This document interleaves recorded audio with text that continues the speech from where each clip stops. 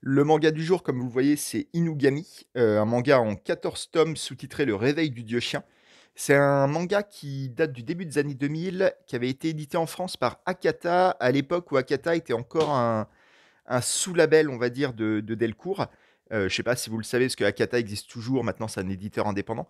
À l'époque, c'était une collection chez Delcourt qui a pris son envol, je ne sais plus exactement quand, mais je ne sais pas, entre 2005 et 2010, quelque chose comme ça. Et donc, à l'époque, ils avaient publié Inugami, ils avaient publié plein d'autres trucs. C'est un manga qui a été oublié, je pense, aujourd'hui, hein, qui est plus édité depuis longtemps, qui est assez dur à trouver. Moi, j'avais trouvé le lot d'occasion un peu par hasard, sans trop savoir ce que c'était en plus. Mais tous les mangas en fait de cette époque-là sont assez durs à trouver. Tous les mangas d'Akata époque Delcourt. Ils sont pas forcément très recherchés, mais Inugami, ça va être galère à trouver si vous le cherchez, si la vidéo vous donne envie. Vous verrez ça au fur et à mesure. C'est donc sous-titré Le Réveil du Dieu Chien. En plus, là, on est encore dans le thème de l'édition. Ils sont d'autant plus durs à trouver qu'il y a deux éditions, entre guillemets. C'est-à-dire qu'au début, ils avaient été édités avec des couvertures un peu comme ça, qui donnaient un aspect plus shonen, avec Le Réveil du Dieu Chien écrit en gros. Il n'y avait pas marqué Inugami. Et les couvertures étaient comme ça. Et par la suite, ils ont fait des couvertures plus sombres, beaucoup plus sombres, en retitrant la série Inugami. Je crois que c'est arrivé vers le cinquième ou sixième tome. Et ils ont ressorti des jaquettes pour les tomes précédents. Donc je sais pas trop comment ça se passait. Est-ce qu'il fallait les commander auprès de l'éditeur, quelque chose comme ça, comme ce qui s'est passé récemment, vous savez, avec tous les mangas de Crunchyroll là, qui étaient auparavant de Kazé, qui ont été rachetés par Crunchyroll. Enfin, rachetés. C'est l'éditeur a changé de nom en gros quoi. Donc ils ont refait les jaquettes pour les réunifier, tout ça. Donc je sais pas trop. Moi j'ai toute la série avec ces jaquettes très sombres qui sont plutôt cool et qui correspondent beaucoup mieux à l'ambiance du récit. Parce que Inugami, c'est un récit effectivement très sombre, qui a été vendu, je pense, plutôt comme shonen, même au Japon, mais qui en fait va plus sur un truc d'horreur assez rapidement. C'est l'histoire d'un gamin, enfin d'un gamin, d'un ado, que vous voyez là, un lycéen, un peu solitaire, passionné de poésie, et qui, lors de ses pérégrinations après les cours, il veut pas rentrer chez lui, il traîne dans une usine abandonnée que vous voyez là, et il va rencontrer ce chien qui s'appelle 23. 23 parce que dans une de ses oreilles, il y a une marque qui donne l'impression qu'il y a le numéro 23.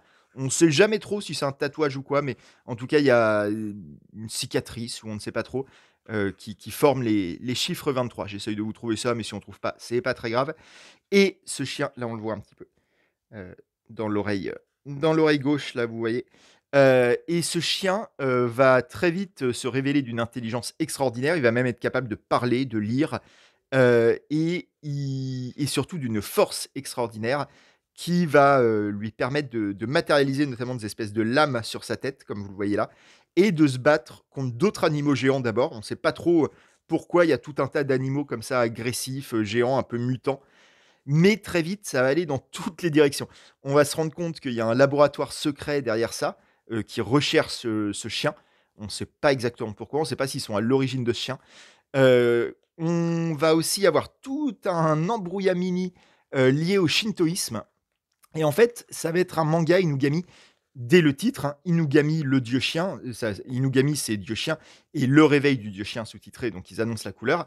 Ça va beaucoup, beaucoup, beaucoup faire référence au shintoïsme, donc la religion majoritaire au Japon, et aux mythes fondateurs qui sont à la base de cette religion, avec notamment tout un tas de réflexions là-dessus, comme le montre par exemple cette image. Ça, c'est un tori. Vous savez, c'est les portes sacrées dans les temples shinto.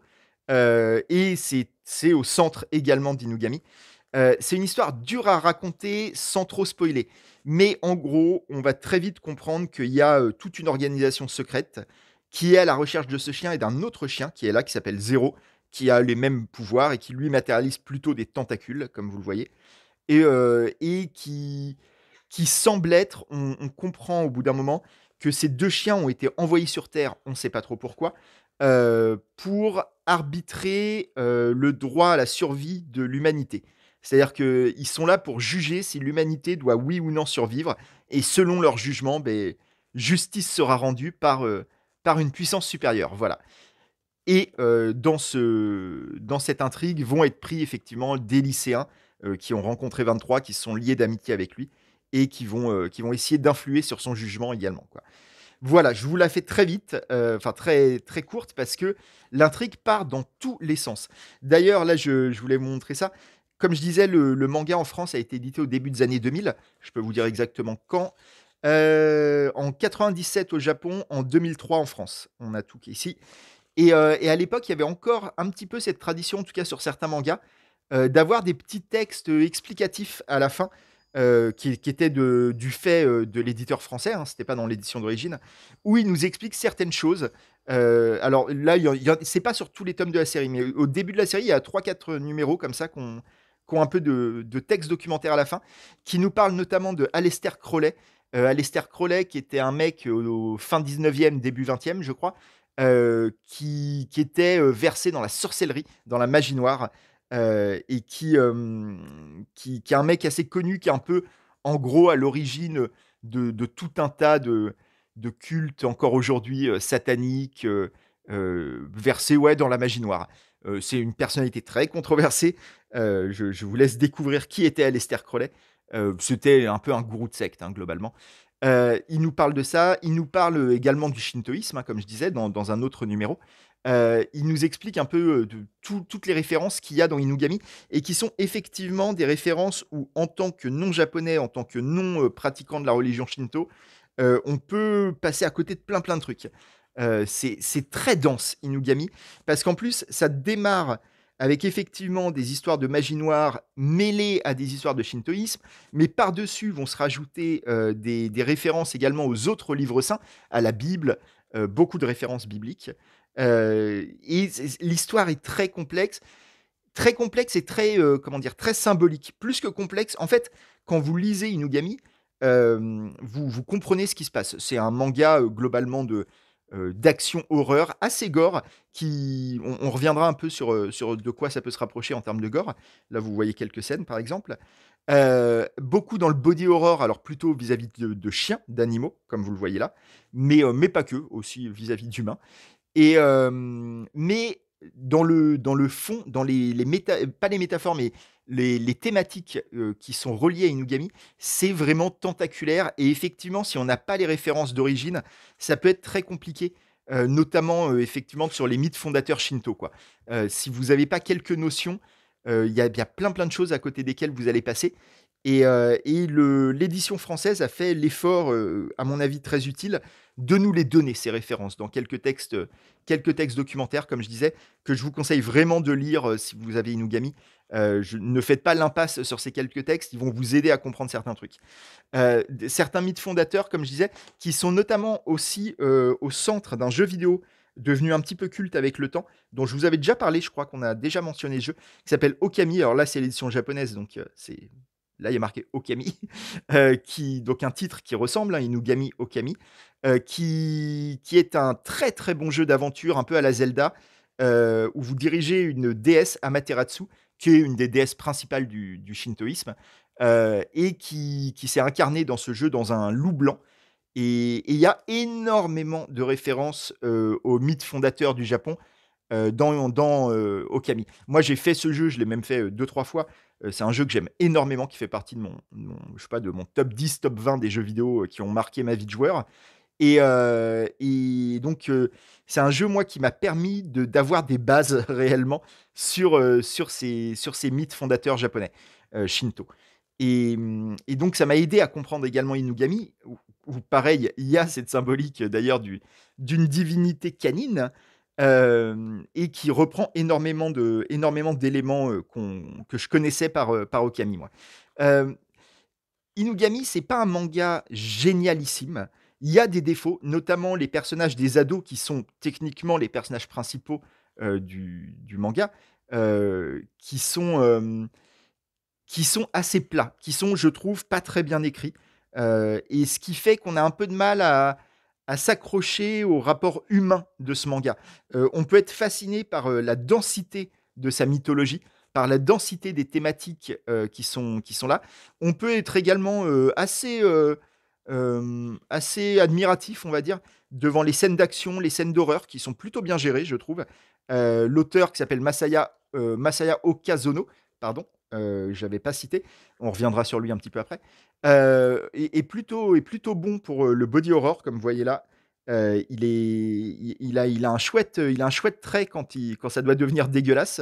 Par contre, ouais, sur le côté humain, c'est franchement, on a vu bien, bien mieux plein de fois.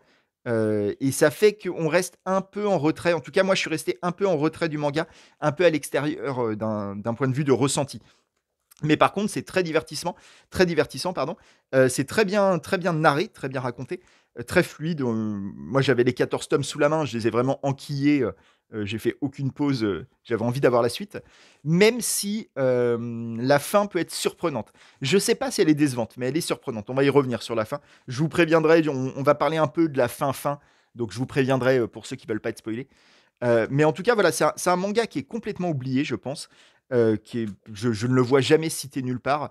Donc, il n'a pas acquis ce statut. Il y a Ronnie qui s'est invité dans l'image, comme vous le voyez, je vous le laisse un petit peu. C'est le réveil du dieu chat, en l'occurrence. Ce serait quoi? Ce serait Nekokami, quelque chose comme ça. Et donc, ouais, le manga a été oublié. Donc, c'est pour ça aussi que je voulais en parler d'un vieux manga qui a plus de 20 ans, quasiment 25 ans, et qui est tombé dans l'oubli, qui mérite mieux que l'oubli. Comme j'ai dit, il y a des défauts. Le trait également, je trouve le dessin, suivant les cases, il n'est pas toujours fou. Notamment les personnages, je trouve les personnages, encore une fois, un peu vides, un peu plats. Euh, mais bon, c'est mon avis. Vous voyez, là, c'est les deux ados principaux. Je les trouve pas très attachants, en fait, que ce soit dans le design ou dans l'écriture. Ils sont assez creux. Mais bon, c'est pas très grave. L'intérêt du manga vient d'ailleurs, là, en l'occurrence. Mais il mérite quand même qu'on s'en souvienne. Je trouve il est tellement généreux dans son imaginaire, dans les thèmes qu'il brasse, les influences qu'il tisse, notamment entre tous ces textes religieux. Encore une fois, il y a beaucoup de références bibliques également. euh, que c'est un vrai manga d'auteur en fait. J'ai l'impression que Masaya Okazono, l'auteur, voulait vraiment raconter cette histoire-là et pas une autre. Et rien que ça, rien que cette démarche, malgré ses défauts, me paraît mériter de laisser une petite trace de ce manga, qu'on ne l'oublie pas complètement. Vous voyez beaucoup de tentacules dans Inugami. Et c'est ce que j'essaye de faire avec cette vidéo. Donc voilà, je voulais le mentionner. C'est un manga au Japon qui avait été prépublié dans un magazine comme tous les mangas, qui était le même magazine que celui qui publiait un manga dont il se rapproche, je trouve. Un manga dont on a parlé il n'y a pas si longtemps, qui est Parasite, assez connu de Hitoshi Iwaaki. Un manga qui est devenu assez culte, qui, je crois, est plus récent qu'Inugami, si je dis pas de bêtises. Euh, alors là, c'est 2003, mais est-ce que c'est pas 2003 pour cette édition-là? Je ne sais plus. Mais en tout cas, c'est fin 90, début 2000. C'est à peu près la même période que Inugami. Et il y a ce même rapport au body horror, au corps qui se déforme, aux entités monstrueuses qui se cachent parmi la population. Dans Parasite, c'est des humains. Dans Inugami, c'est plutôt des animaux. Mais c'est aussi des humains, d'ailleurs. Et il y a aussi ce truc, d'ailleurs, d'entités, comme je disais, qui déploient des tentacules très coupants, grâce auxquels ils se battent, grâce auxquels ils tuent des humains. Donc il y a vraiment des points communs. Vous voyez, c'est le genre d'image, alors pas du tout en termes de traits, de style graphique, mais c'est le genre d'image qu'on peut retrouver aussi dans Inugami, ça. Donc c'était intéressant, je trouvais, de les mettre côte à côte parce qu'ils se ressemblent vraiment. Et si vous avez aimé Parasite, Inugami va vous offrir des trucs aussi relativement similaires sur certains aspects. Donc c'est pas un manga à négliger. Et comme je disais, ils avaient le même magazine de prépublication, ce qui n'est pas tout à fait un hasard à mon avis. On est vraiment dans une école très similaire du manga. Voilà, je voulais vous faire une petite présentation. Je voulais vite fait, avant de passer au spoil, je voulais vous parler de Masaya Okazono, donc l'auteur, là, comme vous le voyez, qui a écrit plein d'autres trucs que je n'ai pas lus. Je n'ai rien lu d'autre qu'Inugami. Et comme je disais, moi, j'avais trouvé Inugami en plus complètement par hasard. Donc c'était même pas dû à l'auteur, quoi. C'était vraiment un achat un peu impulsif dans des étagères d'occasion. Je trouvais les couvertures sympas, j'avais envie de voir ce que c'était. Mais il a fait pas mal de trucs, il continue à faire pas mal de trucs. Je crois qu'un des mangas les plus connus, peut-être en France, il y a eu Freak Island, Il fait des histoires d'horreur, j'ai l'impression principalement. Pas que, j'ai regardé sa bibliographie là avant de faire la vidéo, enfin avant de commencer la vidéo. Il a une œuvre assez variée. J'ai l'impression que ses mangas sont très différents les uns des autres. Je sais pas ce que ça vaut, mais peut-être que j'essaierai d'en lire un autre un jour. Je suis pas pressé de découvrir toute son œuvre, mais j'aimerais bien voir ce qu'il a fait d'autre, voir si on retrouve des thèmes communs avec Inugami. Lui, c'est le grand méchant, globalement, qui cherche également les chiens. On ne sait pas trop pourquoi au début. Il y a tout un truc. Au début, on a l'impression que les chiens sont recherchés par cette organisation secrète dont je vous parlais, principalement parce que leurs cellules pourraient permettre de créer des médicaments et même de rendre les gens virtuellement immortels, quoi, globalement, parce qu'ils ont des capacités de régénération incroyables. Mais ça va plus loin que ça. Il y a des raisons spirituelles, en réalité, religieuses, à la recherche de ces chiens. Et qui sont liées à leurs origines, d'où débarquent ces chiens, en fait. Euh, tout ça, je ne vais pas vous raconter, hein, c'est l'essence même de l'intrigue. Mais en tout cas, voilà, j'avais envie de vous parler de ça. Petit manga oublié, quand même en 14 tomes. Je dis petit manga, mais il a quand même duré un certain temps, hein, comme vous voyez. Là, on a la pile des derniers tomes que je ne vais pas trop ouvrir pour pas tout dévoiler. Mais voilà, j'espère que ça vous aura intéressé, que ça vous aura peut-être donné envie d'aller les chercher sur Internet. Je pense que ils avaient été édités donc début année 2000 en France. Ils n'ont jamais été réédités. Je pense qu'ils ne le seront pas parce qu'il n'y a vraiment pas de demande autour d'un manga comme ça. Mais voilà, si vous les trouvez sur Internet d'une façon ou d'une autre, vous savez ce que ça veut dire. Ben pourquoi pas. Je trouve que c'est une lecture beaucoup plus intéressante qu'un alerte qui vire dans sa deuxième moitié, justement, tout ce qu'on a là. Elle change pas de style, on peut pas dire ça. Mais l'intrigue prend une toute autre ampleur à un moment. Il y a une phase dans un des mangas où il se passe beaucoup de choses et où le style de manga sur les 2-3 derniers tomes va devenir très différent.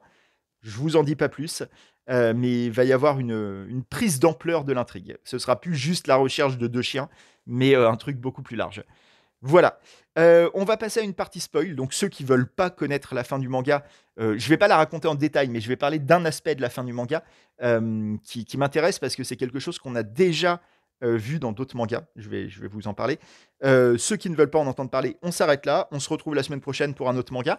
Je vous remercie encore pour l'accueil qui a été fait aux dernières vidéos qui ont été très bien accueillies à tout niveau. Donc merci à tous et puis on se retrouve la semaine prochaine. Partie spoil dans 3, 2, 1. Vous pouvez arrêter la vidéo, on commence. La fin du manga, comme je disais, prend une toute autre ampleur parce que ça devient post-apo. En fait, donc c'est exactement ce qui était prévu au départ, hein, c'est-à-dire que les deux chiens sont envoyés sur Terre pour juger de l'humanité. Est-ce que l'humanité mérite de vivre ou non et suite à des événements, ils vont décider, mais instinctivement, en fait, involontairement, par leur réaction émotionnelle, que l'humanité ne mérite pas de vivre. En gros, 23, le chien gentil, si je puis dire, 0 est plutôt le chien méchant. 23 va être agressé, frappé par une humaine, et il va réagir en se défendant, et cette réaction va être interprétée par son côté divin, si je puis dire, comme une condamnation de l'humanité. Et suite à ça, il y a tout un tas de petits organismes parasitaires, des espèces de vers, de serpents qui traînent partout, là vous les voyez, de tentacules, qui vont attaquer les humains et qui vont quasiment tous les tuer. Là on est au tome 12, tome 12, qui n'est pas encore le dernier, et on est déjà dans un truc post-apo quasiment, où quasiment tous les humains sont morts. Il y a des espèces de plantes dégueulasses qui poussent sur leurs cadavres, comme vous voyez, et ces plantes dégueulasses vont se réunir pour former donc il y a quelques survivants, dont les héros évidemment, qui vont essayer de régler le problème entre guillemets, même si le problème là, à ce moment-là, est massif. Et vous le voyez là, il y a une navette spatiale qui voit qu'un arbre géant est apparu sur Terre, vraiment géant, on le voit de l'espace.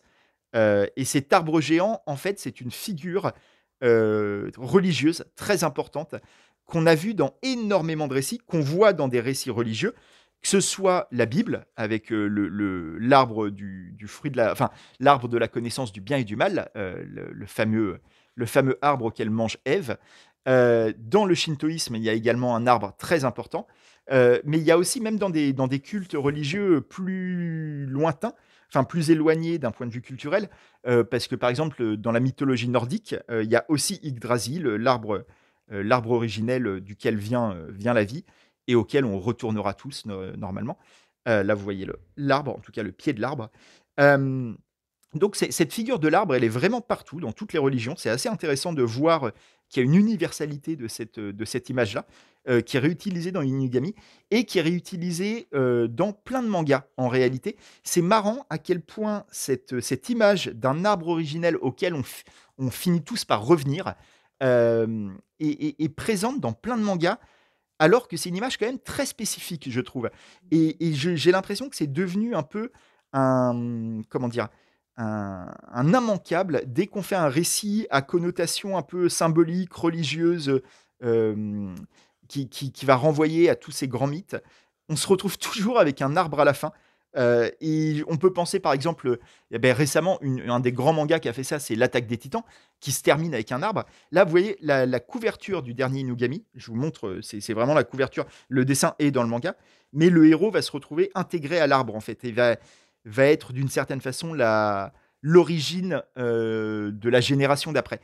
C'est exactement le mécanisme qu'on retrouve dans l'Attaque des Titans à la fin, où Eren, le héros, se retrouve intégré à un arbre aussi qui devient l'origine de la génération d'après. On a vu ça aussi dans des mangas de Tsutomu Nihei. On a vu ça dans quoi d'autre? On l'a vu plein de fois. Je crois que dans Bastard, il doit y avoir un truc un peu similaire à un moment. Je suis en train de regarder l'étagère tout en vous parlant.